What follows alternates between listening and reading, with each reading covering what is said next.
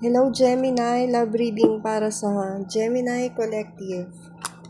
Kung magiging honest and person mo, ano yung gusto niyang sabihin para sa'yo? Or gusto niyang sabihin sa'yo? Mag-energy check muna tayo sa recent past ninyo. Gemini.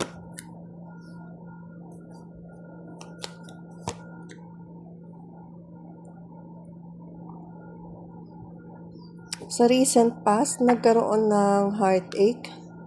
Broken-hearted ba kayo, Gemini? Disappointed? And parang tinago nyo lang to, hindi nyo pinahalata sa iba. And nag-move on na kayo. Meron kayong na-experience na disloyalty. Gemini, yun ang nasisense ko dito.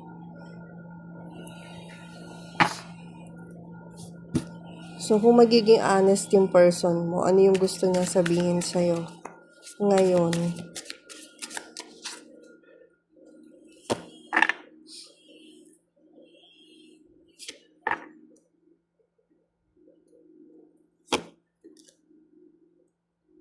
Wow.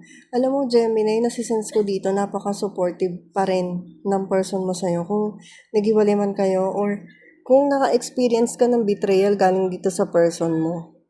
Kung kayo pa rin magkasama or together kayong dalawa, hindi kayo nagkahiwalay at nakaranas kayo nung disappointment, something na ganun.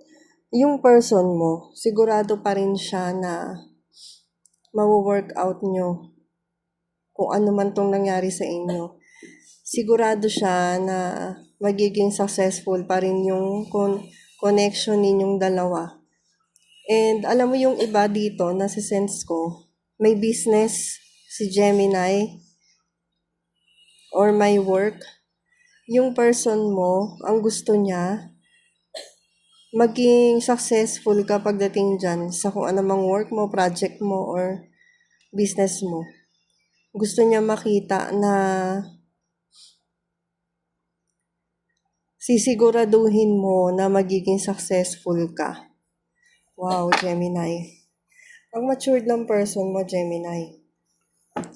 So, kung ganito yung perspective niya or sa loobin niya, ano yung possible outcome niyan?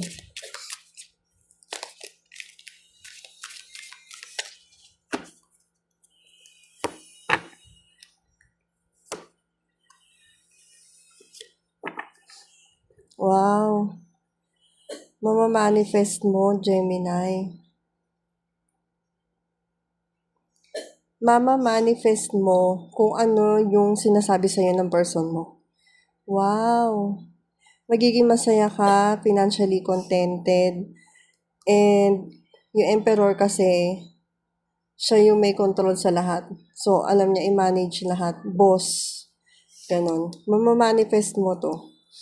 Kung nakaka-resonate ka sa reading na to, Gemini, and may kailangan ka pang malaman about sa person mo, pwede kang mag-book ng reading, i-message mo lang ako dito or sa Blue app.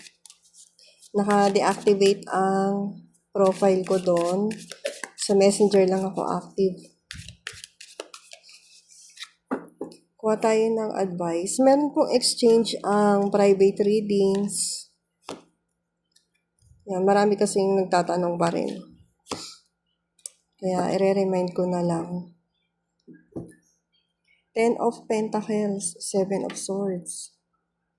Ang advice para sa'yo, huwag kang ma-distract dyan sa mga nangyayari sa'yo. Mag-focus ka sa Pentacles mo. Hindi mo mamamalayan. Soon, mamamanifest mo yan. Grabe, 10 of Pentacles and then may Emperor pa, oh, and then Magician tsaka Sun. Grabe. Grabe, Gemini. Gusto kong ma-achieve mo to, Gemini. Thank you, Gemini.